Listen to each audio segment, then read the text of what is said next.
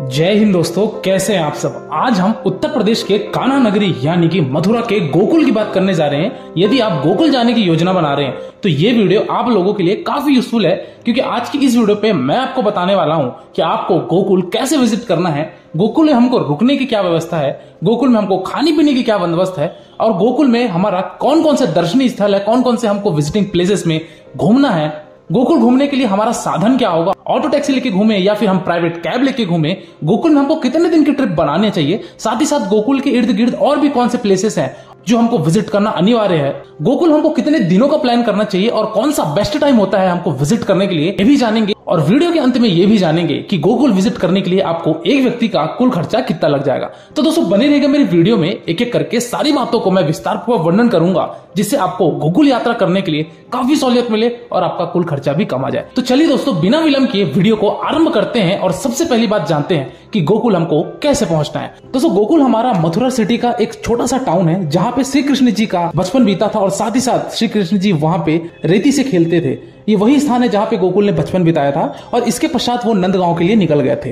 तो गोकुल दोस्तों आपका इसीलिए फेमस है, जो कि हमारे कन्हैया जी वहां अपना समय बिताए थे, उनका बचपन बीता था, साथ ही साथ उनका क्रीड़ा स्थल भी है। हर एक चीजें मैं आज की वीडियो में आपसे चर्चा करूंगा। तो चलिए बात करते हैं कि गोकुल पहुंचने के लिए आपके पास मेजर दो ऑप्शन है। पहले ऑप्शन की अगर मैं बात करूं दोस्तों तो वो है आपका बाई ट्रेन का। दोस्तों यदि आप ट्रेन से आना चाहते हैं तो आपका नियरेस्ट रेलवे स्टेशन जो है वो है आपका Mathura junction railway station.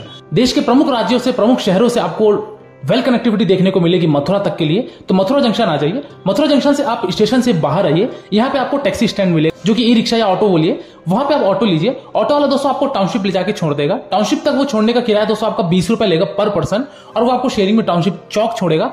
Township चौक से दोस्तों यमुना नदी पार करने के पश्चात आपका गोकुल पड़ता है। कहने का मतलब ये है कि यमुना नदी के इस पार मथुरा है और उस पार हमारा गोकुल है। तो टाउनशिप चौक से आपको दूसरी ऑटो लेनी पड़ेगी, क्योंकि ऑटो आपको रेलवे स्टेशन से डायरेक्टली नहीं मिलेगा। तो वहां से आप दूसरा ऑटो लेकर आप जाएंगे गोकुल, जो कि आपका 10 रुपए लेगा, और वो 2 से 3 किलोमीटर पे आपका यमुना नदी पार करते साथ ही आपका गोकुल मिलेगा। तो दोस्तों हम पहुंच चुके हैं गोकुल, अगर आप बाई ट्रेन आना चाहते हैं। दूसरे ऑप्शन की अगर मैं बात करूं दोस्तों तो वो है आपका बाई फ्लाइट का। दोस्तों यदि आप फ्लाइट से आना चाहते हैं तो यहाँ पे आपके पास 2 मेजर एयरपोर्ट आते हैं। तो वो है दोस्तों आपका आगरा का एयरपोर्ट, जो कि आगरा से लगभग आपकी दूरी 50 से 60 किलोमीटर होती है, और आप आगरा से डायरेक्ट बाई रोड डिस्टेंस तय करके आप गोकुल पहुंच सकते हैं।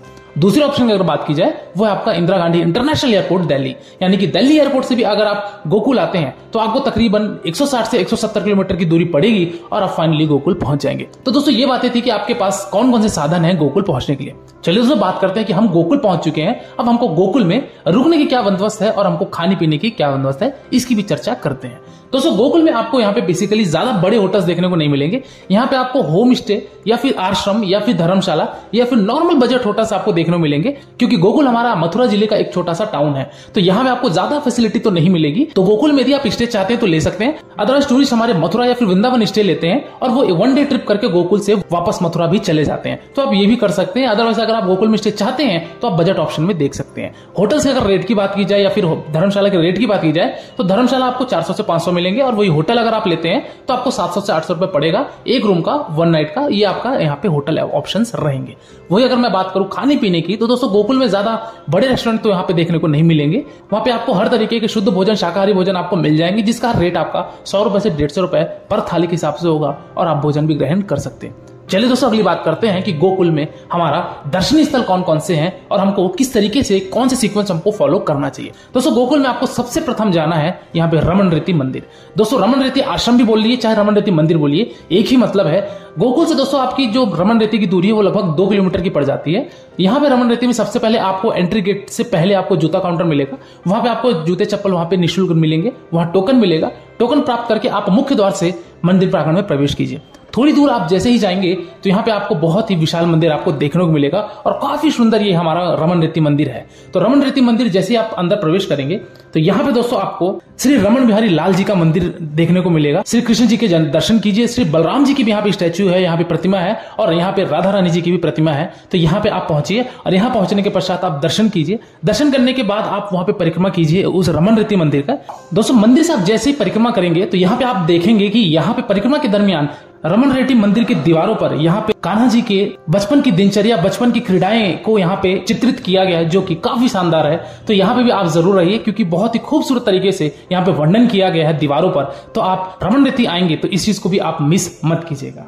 इस रमन रेड्डी मंदिर में दोस्तों हमारे कृष्ण जी का जो बचपन में ये क्रीड़ा स्थल हुई थी, यानी कि जो उनकी खेलने की जगह थी, तो यहाँ पे श्री रमन बिहारी क्रीड़ा स्थल के नाम से भी यहाँ पे एक गार्डन बना हुआ है, जो कि काफी सुंदर है। तो यहाँ पे भी आप आके कुछ समय बिताइए। और इसके पश्चात इसी के ठीक सामने बना हुआ है ये आपका श्री रमन सरोवर, जहाँ पे लोग स्नान भी आज भी करते हैं। तो आप आकर यहाँ स्नान कीजिए। ये चीजों का ध्यान रखना है कि आपको स्नान काफी हिसाब से करना है, क्योंकि ये सरोवर काफी गहरा है। दोस्तों ये करने के पश्चात आप और आगे की तरफ बढ़ेंगे तो यहाँ पे आप देखेंगे कि हमारे श्री रमन बिहारी लाल जी के टेम्पल के अंदर कुछ लोग मजीरा बचाते हुए, झूमते हुए, यहाँ पे राधे राधे कहते हुए आपको नजर आएंगे।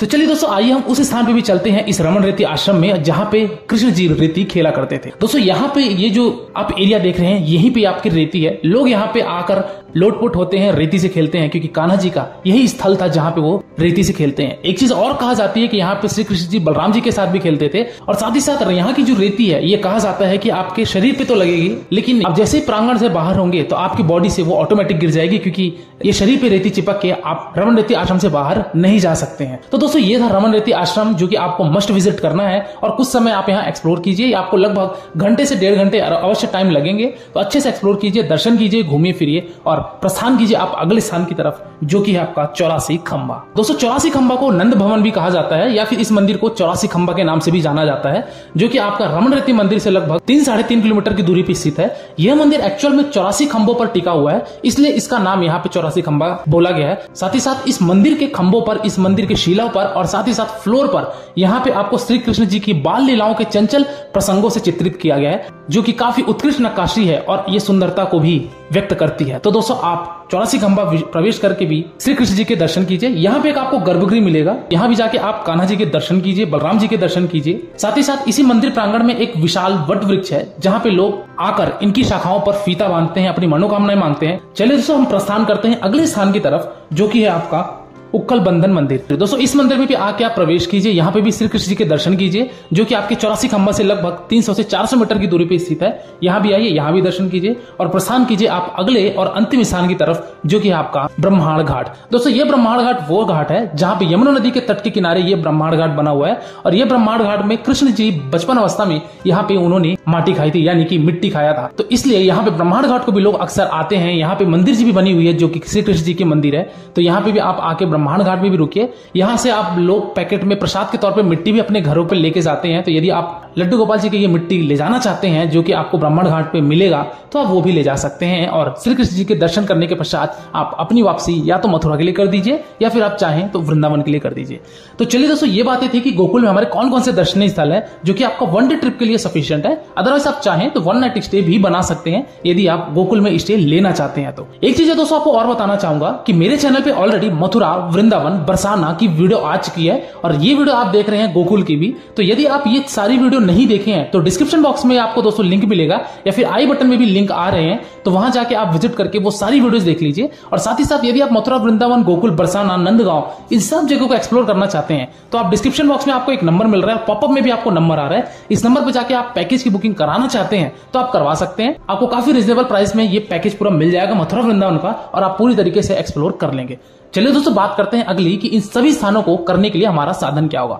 तो दोस्तों जैसे कि मैंने बताया कि गोकुल पहुंचेंगे, तो गोकुल पहुंचने के पश्चात दोस्तों वहां पे आपको ऑटो टैक्सी मिल जाएंगे। ऑटो टैक्सी वाले दोस्तों आपका 300 से 400 रुपए लेंगे, और ये सब चारों पांचों मंदिर को घुमाने के पश्चात आपको वापस से गोकुल पे ड्रॉप कर देंगे। तो दोस्तों आपका बेस्ट माध्यम है कि आप वहां पे ई रिक्शा ले लीजिए या फिर ऑटो ले लीजिए, और उसी से आप सारे गोकुल को कवर कर लीजिए। चलिए दोस्तों अगली बात करते हैं कि गोकुल आने के लिए सबसे अच्छा और उचित समय कौन सा होता है। तो जैसा कि आप सभी को पता होगा कि मथुरा की होली, वृंदावन की होली और मथुरा की जन्माष्टमी ये काफी प्रसिद्ध है। तो दोस्तों गोकुल में ये 2 पर्व में अगर आप आएंगे तो आपको काफी ज्यादा रश देखने को मिलेगा। चाहे आप किसी भी स्थान पे चले जाइए, चाहे मथुरा, वृंदावन, बरसाना या गोकुल, कहीं भी चले जाइए, तो आपको होली में और आपको जन्माष्टमी में ये 2 पर्व में काफी ज्यादा भीड़ देखने को मिलेगी। क्योंकि ये हमारा लड्डू गोपाल जी का पर्व होता है। अदरवाइज आप ऑफ सीजन में आना चाहते हैं तो फिर आप ये 2 पर्व को छोड़ के कभी भी आ सकते हैं। चलिए दोस्तों, अगली बात करते हैं और अंतिम बात करते हैं कि इस पूरे गोकुल यात्रा को करने के लिए हमारे एक व्यक्ति का कुल खर्चा कितना लग जाएगा। तो दोस्तों, यदि आप एक दिन का स्टे बनाते हैं और आप 1 नाइट 2 डेज रुक कर पूरा गोकुल घूमना चाहते हैं तो आप ये मान के चलिए कि एक व्यक्ति का आपका मैक्सिमम टू मैक्सिमम 1000 रुपए खर्चा आएगा और आप पूरे गोकुल को एक्सप्लोर कर लेंगे। वही अगर आप डे ट्रिप बनाते हैं तो आप ये मान के चलिए कि आपका 400 से 500 रुपए खर्चा लगेगा और आप डे ट्रिप करके वापस मथुरा जा सकते हैं या फिर आप वापस वृंदावन जा सकते हैं। इस फेयर में दोस्तों मैंने किसी भी तरीके का आपके ट्रेन की टिकट, फ्लाइट की टिकट को ऐड नहीं किया है। इस फेयर में मैंने केवल और केवल आपके होने वाले वहां पे गोकुल में खर्चे बताए हैं, जो कि आपका 400 से 500 रुपए रहेगा यदि आप डे ट्रिप बनाते हैं तो दोस्तों ये रहा गोकुल यात्रा का एक संपूर्ण वर्णन। इसके बाद भी आपको दोस्तों मन में कोई डाउट है या फिर अगर आपको कोई प्रश्न है तो आप मेरे इंस्टाग्राम यात्रावास आईडी में विजिट करके जो भी आपके प्रश्न है वो पूछ लीजिए। डेफिनेटली आपको मेरे द्वारा या मेरी टीम के द्वारा आपको रिप्लाई दिया जाएगा। और आप किसी दूसरी वीडियो में खो जाए इससे पहले आप मेरे चैनल यात्रावास को सब्सक्राइब कीजिए। आज की वीडियो में दोस्तों फिलहाल इतना ही। मिलते फिर एक नई वीडियो में एक नई यात्रा के साथ, एक नए विषय के साथ। तब तक के लिए शुक्रिया। जय हिंद, जय श्री कृष्णा, राधे राधे। आपकी यात्रा मंगलमय हो।